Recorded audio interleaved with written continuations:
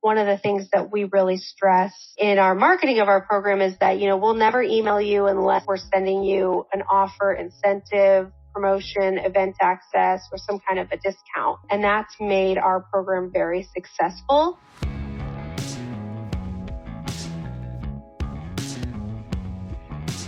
Hello and welcome to this week's episode of the Boxoffice Podcast.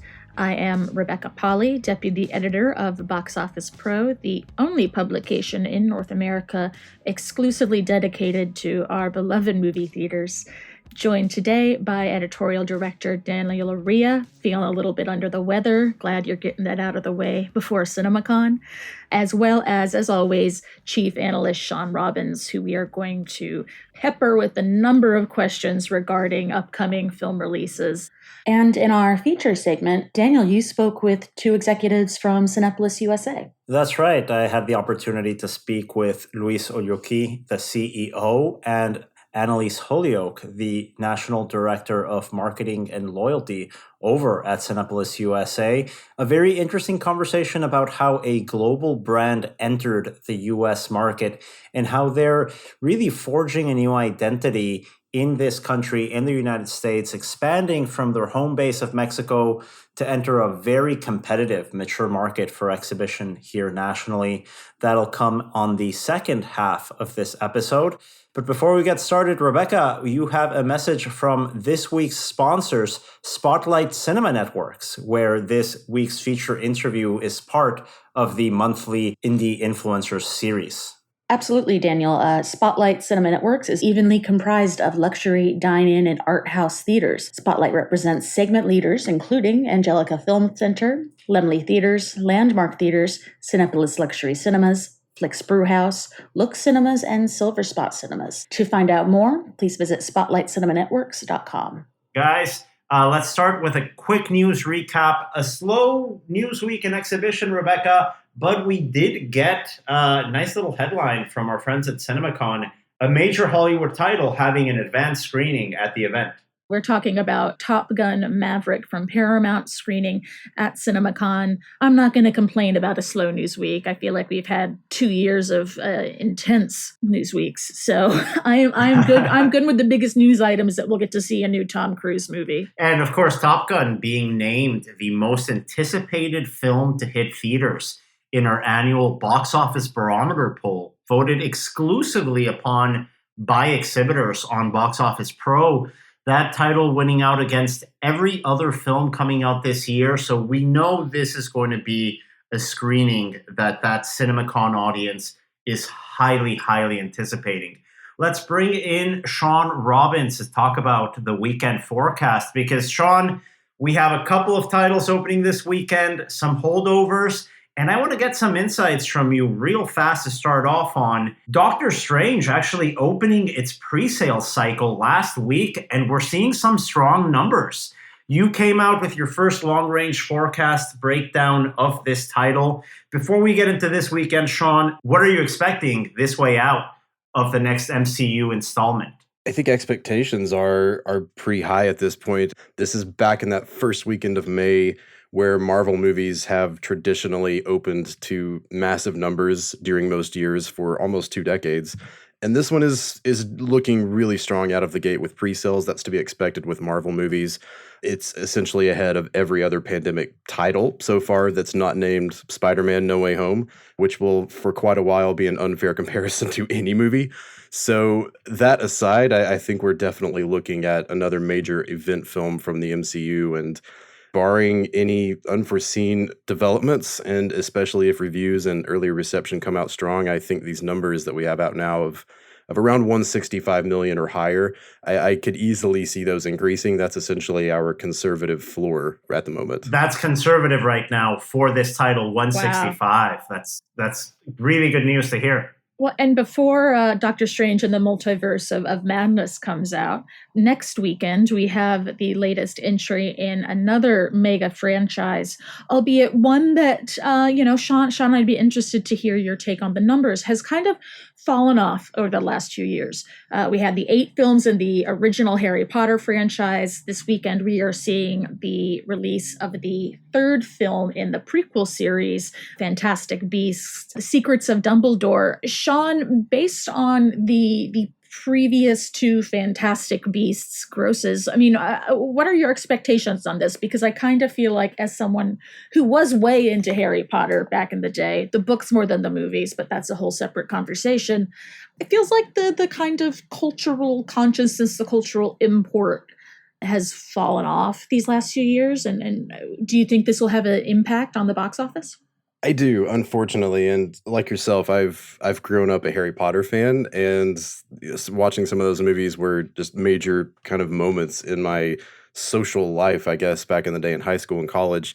But looking at where the franchise is now, especially from a high level, it's very clear that the event nature of the Potter franchise hasn't translated to the Fantastic Beasts series. I think things started off okay with the first film. It earned $234 million domestically. That was about as well as could be expected for a Harry Potter movie that didn't have Harry Potter and was a prequel. The trouble began a few years ago with Crimes of Grindelwald, which ultimately opened lower, 62 million versus the prior film's 74 million, and actually became the first movie in the Wizarding World franchise to not gross $200 million domestically. That was a very telling sign, and I think that really speaks a lot to where the goodwill is at for these movies right now. When they announced that first Fantastic Beasts film, and Shawn, correct me if I'm wrong, because this feels like 20 years ago at this point, the plan was initially for it to be a 5-movie series, right?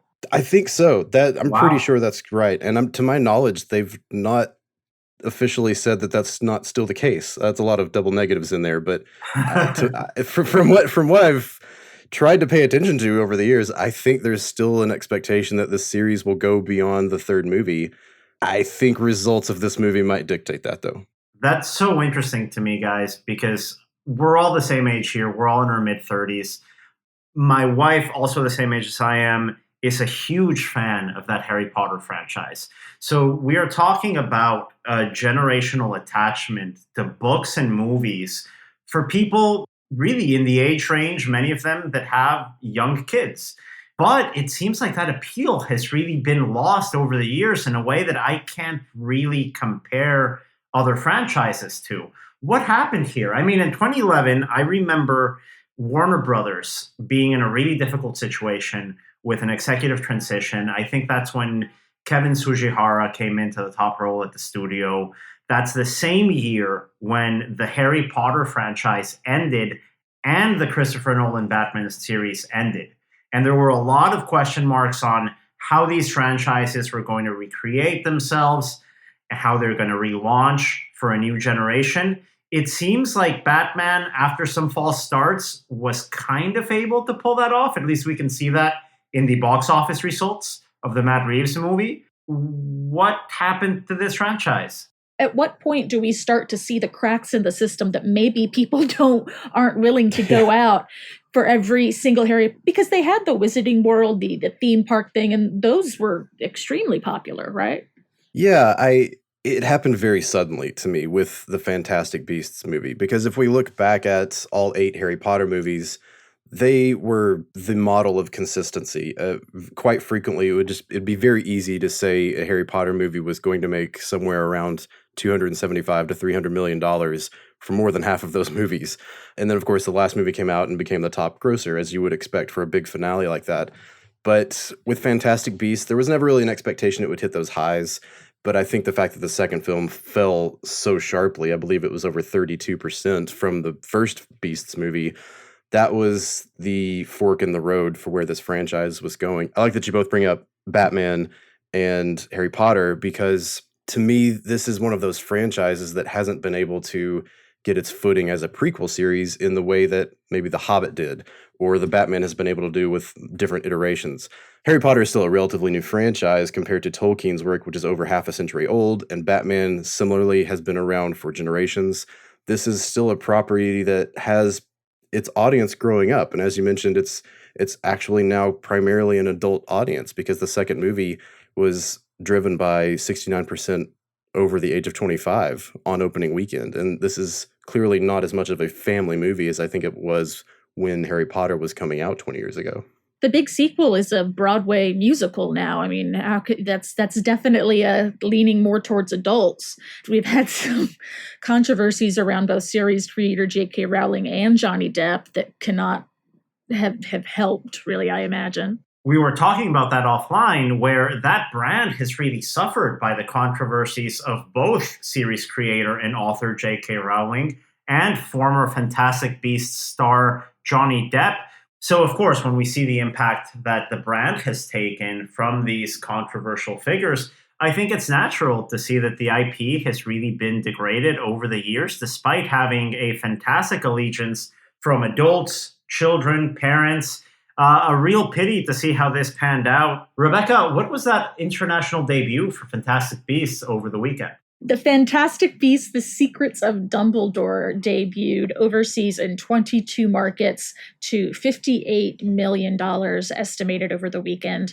Those top markets are China with 10 million, Germany with 9.4, Japan with 8.6, and the UK 8.0 million. Certainly not the sort of numbers that anyone would have expected a Harry Potter film to be getting. I don't think by any means the IP is unsalvageable. I mean, they're having success with The Cursed Child. They're having success with The Wizarding World of Harry Potter. You know, like you say, this is a young franchise, but I think the franchise as a whole could come back from the failure of Fantastic Beasts. But, it kind of all depends on whether Warner Brothers decides to pull the trigger and make those final two movies or not. Yeah, and this is really going to be the determining factor. By all accounts, it seems like this is more of a fan-friendly movie compared to the second one, just based on what we've heard from early reviews and people that have seen it. But is it enough? Is it too little too late at this point for the franchise? And I completely agree, though, that there is still a lot of growth that I think will happen over time here. Honestly, if in 10 years they announce they're going to make a live-action version of the Cursed Child book with the original cast, that would be a massive blockbuster. There's not much question to me on that. And you mentioned the theme park and just all sorts of ancillaries and merchandising. All of that universe is still very successful. It's just been these particular movies, and especially the second one, and unfortunately it's looking like the third one, that have failed to catch on in the same way. And that UK opening really is quite telling to me, because that's the home base of this franchise. Very much so. So domestically, Shawn, what range are you looking at here this opening weekend for the latest entry in the Fantastic Beasts series? So this is a challenging one to look at because we are looking at Good Friday and Easter weekend. So that essentially means Friday will be inflated, and it also may introduce some element of extra front loading to Thursday, with shows beginning as early as 2 and 3 p.m. So it's almost a full opening day, but it will all be rolled into Friday. What we're kind of going to be looking at here is whether or not that audience outside of the diehard fans come back. And that's going to be a challenge. That's going to be an uphill battle, especially with Sonic doing well and that being the family movie now. We've been looking at mid-40s to mid-50s has been the range on this movie for a little while. That would still be a drop from Crimes of Grindelwald. But even then, I'm tempted to say that it's probably a little bit more wide open on the low end of that range. So by the time this podcast is out on Thursday, we'll have our final forecast out. I wouldn't be surprised if maybe the numbers are a little lower than mid-40s as part of our range, because there are just so many moving factors here, and pre-sales have been unlike any other trend in this franchise, in part because of that holiday element, but also I think because there is just a lot of uncertainty, even among fans, about where this franchise is going. Shawn, thank you so much for joining us, and we will chat with you again next week to do a dissection of that opening weekend for Fantastic Beasts, and hopefully get revised numbers from you on how many millions, bazillions of dollars we can hope Doctor Strange and the Multiverse of Madness is going to bring in. Thanks again, Shawn. And now we are moving to our feature segment, brought to you by our partners at Spotlight Cinema Networks. This week, we are interviewing Luis Olloqui, the CEO of Cinépolis USA, and Annelise Holyoak, the National Director of Marketing and Loyalty at Cinépolis USA. An interesting conversation where we dive into the history of this global brand entering the US market and what their approach is in the luxury and dine-in space. Spotlight Cinema Networks, Rebecca, is actually a cinema advertising company that is split halfway between art houses and the other half of its network coming in with these dine-in and luxury cinemas. Cinépolis being, I think, one of the global leaders in that conversation. So it is a great opportunity to catch up with them on the insights that they've taken in their time here in the marketplace. It's been an extremely difficult 2 years. There's been a lot of lessons learned during the pandemic. And I'm sure if I asked you this question at this point last year, the answer would be very different than what it is going to be today. But could you guys go over what some of those lessons have been since reopening on how exhibition has recovered so far? Yeah, sure. Daniel, I think for us, it has been a long journey. I agree. And it has been a learning journey. And what we have seen these 2 years is that mainly that we can be more efficient in running our theaters. No, I think we have learned to run them with a skeleton crew, but also trying to keep the service where the client is used to. No, because when they came back from the closures and we reopened the theaters, obviously we have to give them a service that is up to where we had it before when we closed, because that was what we're expecting. Everybody just want to get out, but have a great time, no? So I think that's one of the main lessons that we have learned, how we can manage our payroll, our expenses, the opening hours, the closing hours, in a way that where we can maximize the revenues by servicing our clients and at the same time not overspending, no? I think before we were very used to opening very early, even in the weekdays. Now it's not necessary. No, maybe later on when the summer comes and we have a very strong summer, that will be the case again. But I think that will be right now, I will say the main lesson in terms of being efficient, targeting our clients and being the loyal clients that are the first one that came back and giving them the great experience of seeing a movie in the big screen. I think another big lesson too is that we really have to make the experience the best that it can be so that it entices people to get off the couch and come to the cinema. And I think that at Cinépolis we do a really great job of that by offering those amenities that you just can't get at home. Things like we really, over the pandemic, even though resources were scarce, it gave us time to work on our menu and work on the food that we were serving. Our F&B team was very hard at work, making sure that when we reopened and came back, we were doing things a little differently, like making more sauces and making more things in-house, really trying to make that food quality, restaurant quality, because that is what we believe is going to be the future of cinema.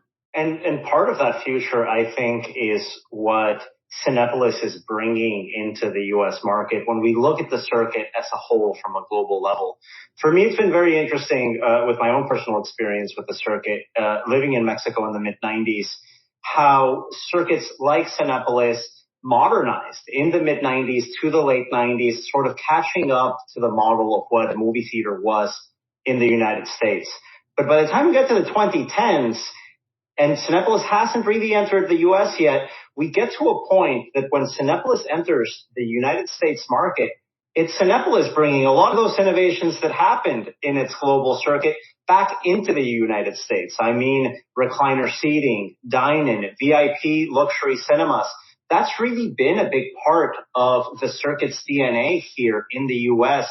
Maybe you guys could speak a little bit about what's unique to competing in this very specific niche and exhibition in the U.S. today. Yes, I think for us, that was, I think you hit the nail on the head. That was the strategy, when we decided to come to the U.S., we specifically decided not to compete with the big three. We didn't want to, they were already in most of the major cities. They have the big plexes, 20, 24s. And so we were very specific and they want to do something different. And we saw the opportunity, as there were non-dine-in or major dine-in or luxury concepts here in the U.S., to bring that experience that we had in other countries. When we founded, we had the first luxury dine-in in Mexico in 1994, to bring it here to the U.S. as a different offering. I think for us, it was not competing directly with them, bringing, like you said, the recliners, a more upscale food, different from the traditional hot dog and nacho that you have at the theater, but also having those originally of what people like about the theater. No, going the popcorn, I think is a classic, and you have to have popcorn when you go to the theater. But you can also have a great burger at a pizza, cocktail, a craft beer, some wine, a dessert that is different than just ice cream. So I think that is what we decided to compete here, and that's the niche that we saw that it was open, and that's why we have tried to stay true to that strategy. And like Annelise said, I think in general, as we see the future, with windows shortening, we think that having a very appealing food component and drink and beverage offering will make it more attractive for any client to get out of the couch and come to the theater, no? And that's what we are trying to achieve, and we'll continue to push in that regard. One of the things we really did differently too, was marketed ourselves as a brand. I mean, most people, if you ask them where they went to a cinema growing up, they know where it was. They don't know the name of it. They might, outside of loyalty programs, cinemas just really didn't spend money on marketing their own brand. And I think some of the bigger chains have caught up in most recent years. But when we first embarked on the U.S. journey, we were marketing ourselves as a brand, and that was very different from other chains. Alamo was really the only other circuit that was branding themselves as something unique. Loyalty programs are such an important part of that conversation. And maybe we could focus a little bit more on that, Annelise, as this is a big part of your role. And it's something where loyalty probably wasn't in a title for someone working in exhibition 10 years ago. Could you tell me about that relationship, how that's evolved, that aspect of your work in engaging with audiences directly? Absolutely. I mean, it's no secret that movie theaters spend significantly less on marketing than a restaurant chain or other brands. So loyalty, I think, is something that we've always relied on. And it's interesting because I think in the marketing space, movie theaters have never been on the forefront of anyone's mind in terms of innovation as it relates to marketing. However, they have actually really been on the forefront of innovation when it comes to loyalty programs. Most movie theater loyalty programs have been around a really long time. They started out primarily as a weekly newsletter. This is what's playing. These are the times, and this is what we're doing. The way because we started later, we were able to kind of launch our program in a completely different way. Rather than just emailing everyone a list of what's playing every week, we've taken the approach of personalization and segmentation. And so all of our members really are receiving communication on a personalized level. We're sending out promotions that are relevant to them for films that are relevant to them. So one of the things that we really stress in our marketing of our program is that, we'll never email you unless we're sending you an offer, incentive, promotion, event access, or some kind of a discount. And that's made our program very successful. It's definitely been a challenge kind of retraining the studios and some of our other partners that, every week they want to be included in our weekly email, and we have to explain hey, we actually do it a little differently. But from a guest perspective, they see a lot more value there because they're getting information that's relevant to them, and we're capitalizing on bringing, rather than, over communicating. I think we all are part of programs where you're I just bought something, and you're emailing me an hour later to buy more stuff. We try to make sure that we're only contacting you when it's relevant, and we know that you're likely to make a purchase because, quite frankly, for us, we are a smaller chain and we are on the higher end. So about 80% of our customers are actually in other loyalty programs for movie theaters as well. So we have to make it as relevant as possible for them. And part of that, of course, is using that communication with the people that go to your theaters to promote different concepts, different innovations, different initiatives that you're introducing in the market. Luis, over the past couple of years here at Cinépolis, could you speak a little bit about what some of those initiatives and innovations Cinépolis has introduced to its U.S. theaters? Oh, that's a good question. Well, obviously, we started with the dine-in, reserved seating, when we have the first show, the recliners, later the recliners when we started back in the day. And then, we have an IMAX that is maybe not as innovative, but for us, it was something different to bring here also to the US. Like Annelise said, the rewards program. Our food component, I think what we're trying to do is also in that sense have a very tasty and flavor food. No, the other thing that we did just previous to the closing, I think I'm not sure we opened the first Screen X with a dine-in. No, so we have a Screen X with a dine-in, but that theater opened in November of 2019, so just a few months, and now it has relaunched and is doing really well. To Luis's point, the food and beverage is really what we personally have been focused on. We have behind the scenes also tried and tested some app ordering things and ways to do more on the phone. And that's something that we're really focused on for this next year, is getting our website even more optimized and efficient. We want the booking process to be as easy as possible. You know, we've always really invested in the lobby spaces because we want it to feel like a third place for people to gather and to feel comfortable.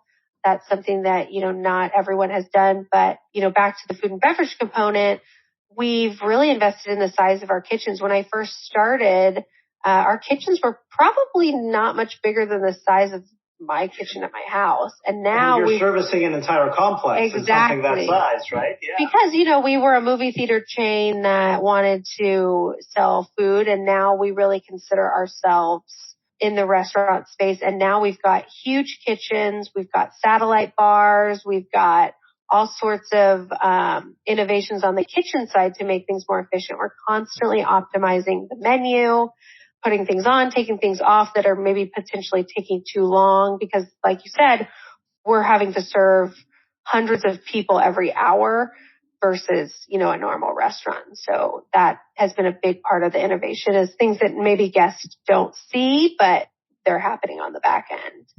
Yeah, and another thing that we have, and you will probably see here in our new build theaters, is the size of the screen, but also specifically how far the first row is from the screen. Now, I think it's something that we have seen here with other chains, but in particular for us, the whole experience of watching the movie in the theater needs to be optimal, no? And for that, we need to sacrifice some rows because we don't want you to have a problem with your neck when you're so close to the screen.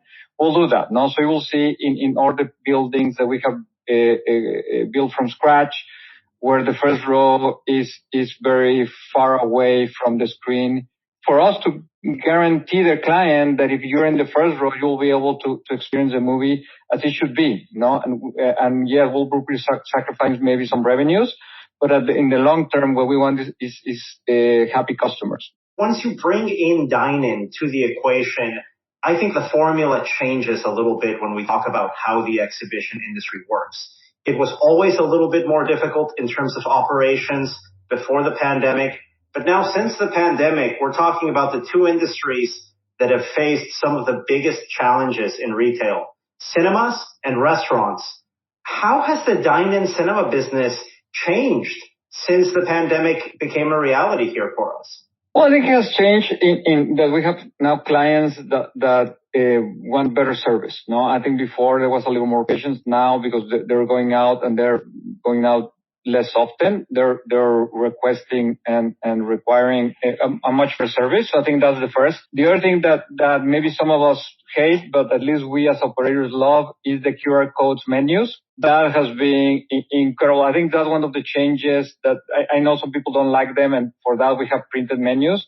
But it makes our life much easier and cheaper in several ways. One, obviously we can update the menu much faster, do changes without having to print all those and send them to the theater, replace them, and then you have the mistakes of the employee didn't replace the correct orders. It helps you to have LTOs, to be informing the client about new items, the promotions, or a new dessert that we're having. If we're having shortages because that's another problem that we have had, we can also delete those items that we don't have available. So I think, and at the end also it saves on paper. And I think that's another thing that we need to take care of our world. So it's very environmentally friendly. As we continue that trend of finding ways for exhibition to stay ahead of the curve of the changing release windows and exclusivity, we have to look at programming options. And event cinema has been one of the biggest growth areas in this industry over the last decade to find new ways of programming your screens, especially during off-peak periods where you don't rely as much as the studios. I know Cinépolis has been one of those circuits that has focused a lot on event cinema programming. And I want to take your impressions of how event cinema plays into your circuit strategy today. I think Luis and I can both agree that it's something that we have been focusing on. We were really one of the first to do the private watch parties when the pandemic hit, and that I think showed that people do want to see content in the theater even when there is not new content to come out. We love alternative content, and we want to have it in the buildings, when possible, because during those need times, it really is bringing people in, the concerts, and, I would love to see more Broadway shows and things like that because, especially it makes it more affordable if you can't afford to go to a concert or a Broadway show. I think it's a great way for people, throughout the country to experience some really great content that they might not normally get to see, and it helps us fill those buildings at need times because there's definitely weeks where we all know nothing's coming out, and it would be great to have alternative options. Yeah, I think in that sense, I think we have done a great job, like you said, Daniel, in most of the countries. Here in the U.S., we have not been able to push that envelope as much as we would like to because we're not that big, and copyrights, it's very difficult, very expensive.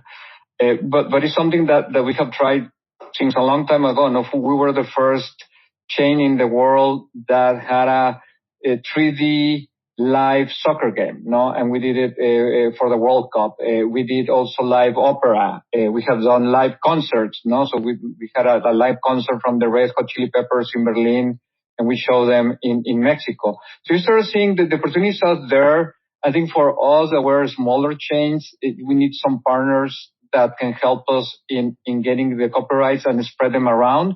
Because it's very difficult for us to go to the NFL and try to secure a deal for Sunday night football or Monday night football or Thursday night football because we're not that big, and that is the case with other type of content that is out there that I'm sure people are really, really craving to see because if you cannot see, Hamilton is a good example. If you cannot afford paying the tickets, the best next thing to see Hamilton, it will be in a theater, And unfortunately, we didn't have that opportunity.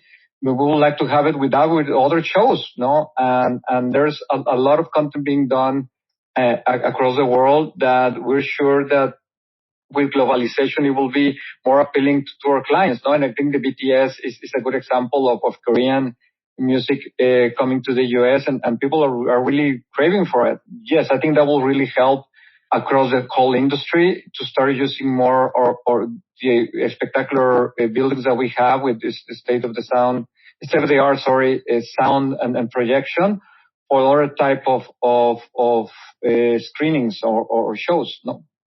Out of curiosity, do you remember what soccer game was that you guys did in 3D? I'm almost sure it was Brazil. I think it was the opening on I think it was in Brazil, the World Cup in Brazil or the World Cup before that, because the Brazil one was not that far away. Yeah.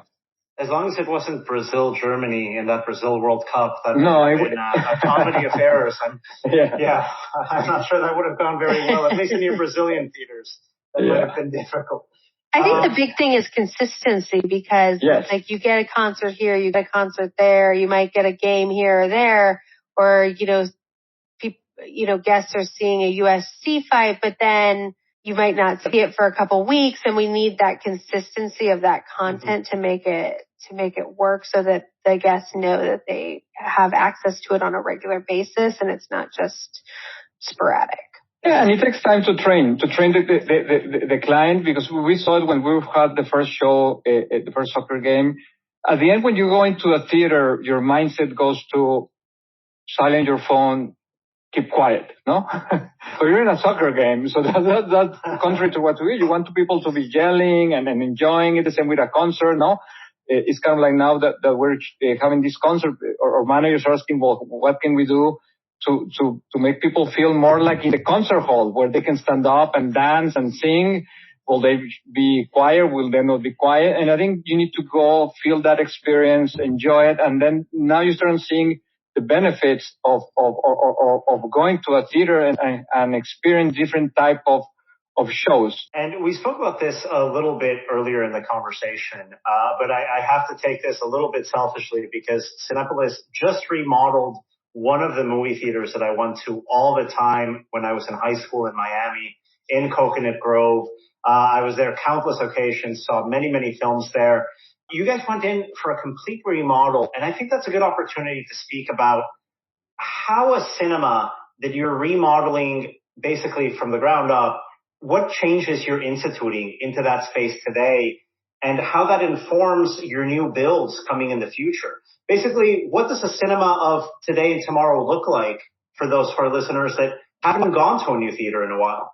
Well, thank you, Daniel. Yes, we're really proud of that remodeling. It took a long time, because we started in August of 2019, and can you imagine we have to stop that project for a while.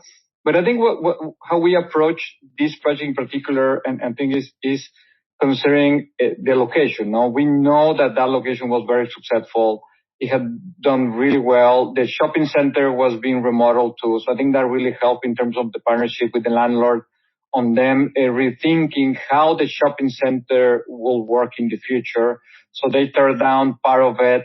They brought new restaurants that are more local, chef-driven. They also built some offices. So now you're talking about a mixed-use project with more appeal to the local community. So that's great. And then we approach the whole design of the theater in how it should be. No, so if you remember what we went all crazy and we demolished one screen in the middle to turn it into a kitchen, because the kitchen that the theater had was very small. The bar was kind of like on to the side. It was on the opposite extreme of the rest of the auditorium. So bringing the food from one stream to the other will be too complicated.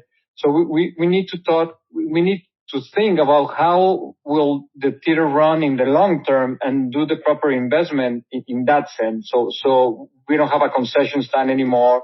It's a beautiful bar.